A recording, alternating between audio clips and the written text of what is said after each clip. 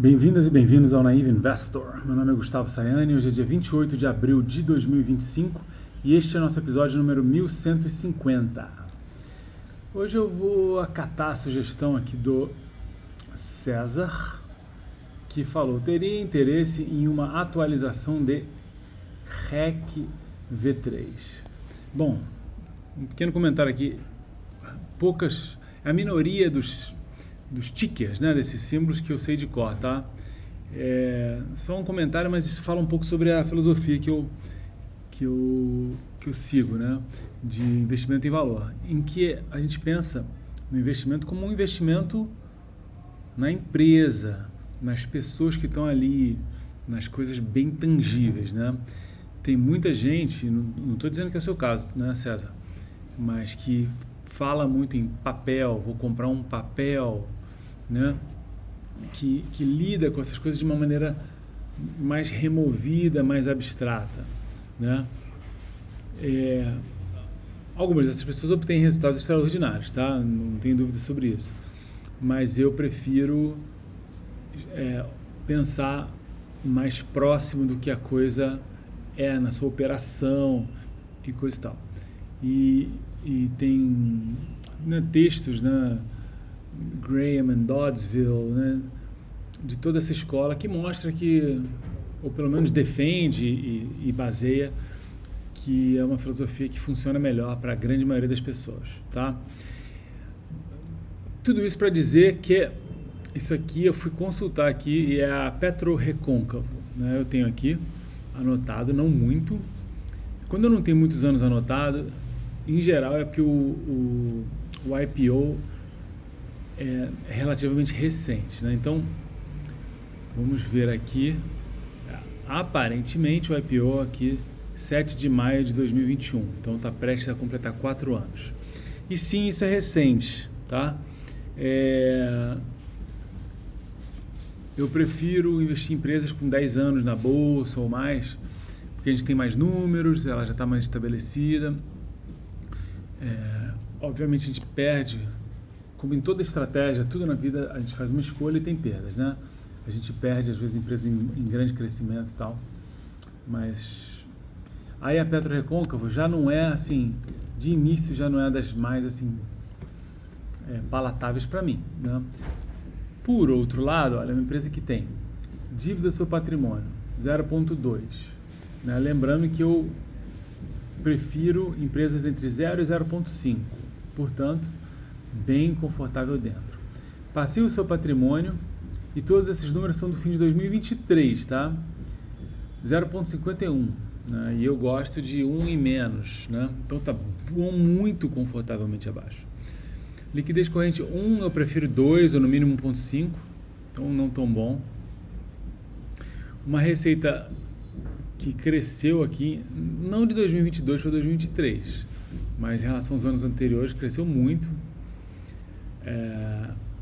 Lucros médios de 418 milhões aqui, tomada a média de 5 anos, já calculada a inflação. E por outro lado, o fluxo de caixa livre bastante negativo aqui, né? Então, enfim, hoje vamos buscar aqui Petro Recôncavo, buscar os números de 2024.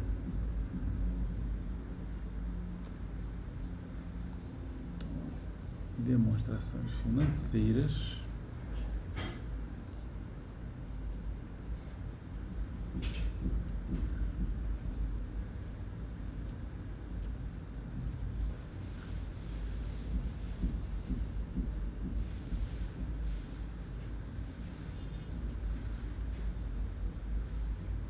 Chegamos. Então a gente vai pegar, como sempre, que começa pelo consolidado. Patrimônio líquido, 4 bilhões 235. Então é notável que cai um pouquinho aqui. De fato ele só cresce exponencialmente, quer dizer, cresce muito, né, quando faz o IPO. Aí vamos ver os passivos. Então circulantes, 600... Opa, peraí que eu fiz um... Vamos pegar daqui, ó, do consolidado. Então, passivo circulante, 732, que é uma queda bem expressiva em relação ao ano anterior, que era 1 bilhão e 66 milhões. E já o não circulante cresce muito, quase dobra, 2 bilhões e 470.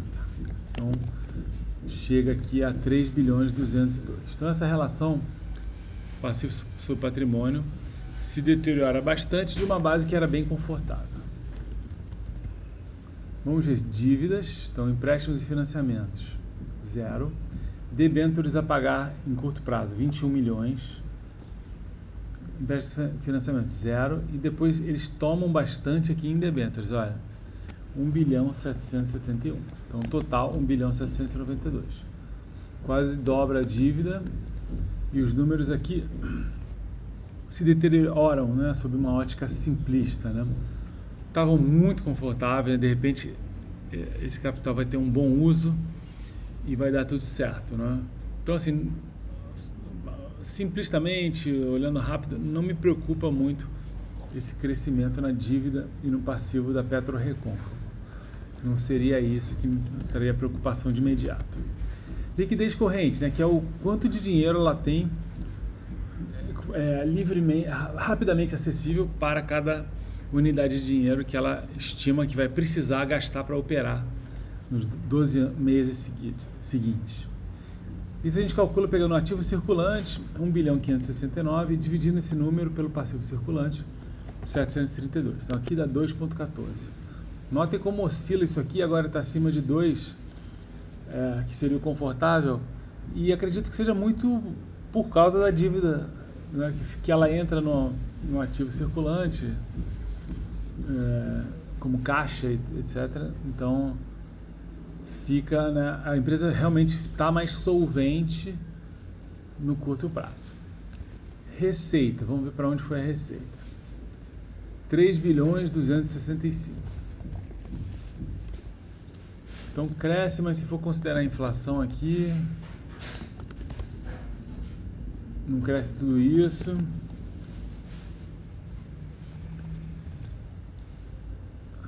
Lucro, 437.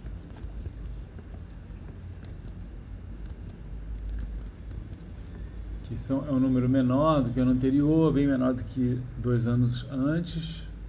Eu já atualizo a média aqui e vamos ver o fluxo de caixa livre. Então, dessa vez o operacional foi muito maior do que no anterior, 2 bilhões e 219. E o de investimento foi muito maior, mas a gente vai ter um fluxo de caixa livre em território positivo aqui, menos 1 bilhão 603. 616. Vale notar aqui que o ano pior foi ali de 2019, ó, fluxo de caixa livre, né? Tá. Então, a primeira coisa que eu vou fazer aqui é mostrar que essa média aqui é de 6 anos. Fazer uma outra fileira aqui. Parece diferente, mas eu vou fazer uma média de 5 anos. Quem vê meus vídeos, vê minhas planilhas, sabe que é muito frequente eu ter uma linha de média de 10 e uma linha de média de 5. Aqui não vai ser 10 porque a gente não tem, vai ser 6 e 5. Só porque se a gente tirar esse ano aqui, os resultados de fluxo de caixa livre vão ser bem diferentes, tá? Antes disso aqui, vou fazer o seguinte, ó.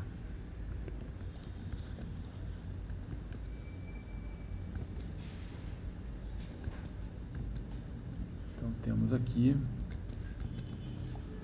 esse aqui vai ser de 5 anos, mais recente.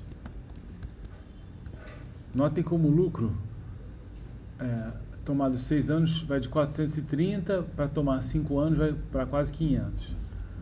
Faz diferença, né?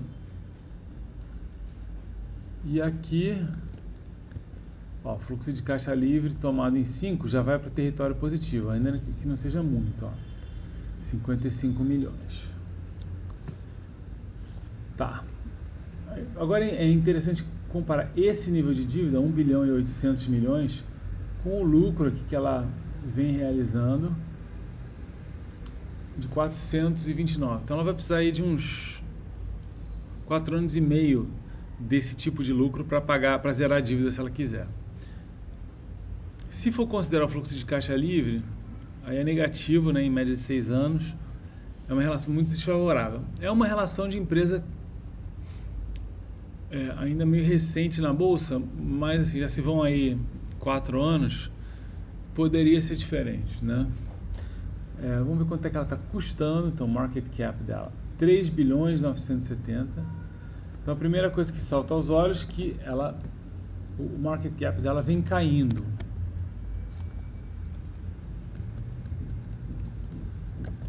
Né? De modo, a grosso modo aqui, ó, eu vi aqui anotado 8 bilhões e 400 em 2022 ali, 5 bilhões e 500 e agora 3 bilhões e 970. Eu só estou anotando aqui esses números para consulta futura, justamente isso, por onde andou isso aqui. Não. Então 3 bilhões, ó, ela tem um patrimônio de 4.275, custa 4. Então a gente compraria a PetroRecôncavo por menos do que o patrimônio, né? O que parece a princípio uma coisa muito doida assim, mas a gente tem que considerar a dívida, o quanto de dívida pesa, né, nessa relação de balanço. Muito embora, né, o patrimônio já seja líquido da dívida, né? E o interessante no Brasil é que muitas empresas são vendidas e muito abaixo do patrimônio, inclusive muito mais abaixo do que a PetroRecôncavo, né? Então é uma empresa que, parando aqui, é muito difícil ter uma opinião útil, assim. Pode ser que ela vá muito bem, pode ser que ela não vá bem. Aí depende de entender os poços de petróleo. Ela não é uma coisa muito grande, até onde eu sei ela tem uns campos lá, e eu não sei como é que ela está de aquisição de novos campos. Realmente a parte qualitativa eu não sei. E aí eu me deparo com uma bifurcação aqui, né? Eu aprofundo nela ou eu vou lateralmente olhando outras, né?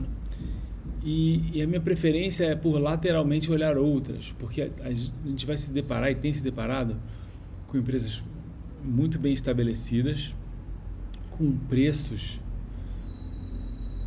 o adjetivo que eu uso é ridículos, né? Então, temos a Vale, né, vendendo aqui a 3,5 vezes o lucro nos últimos 5 anos, 4,5 vezes o fluxo de caixa livre nos 5 anos, com uma dívida sobre patrimônio de 0,43, uma dívida equivalendo aí a menos de 3 anos dos seus lucros, muito menos de 3 anos, pouco mais de 2 anos do seu fluxo de caixa livre.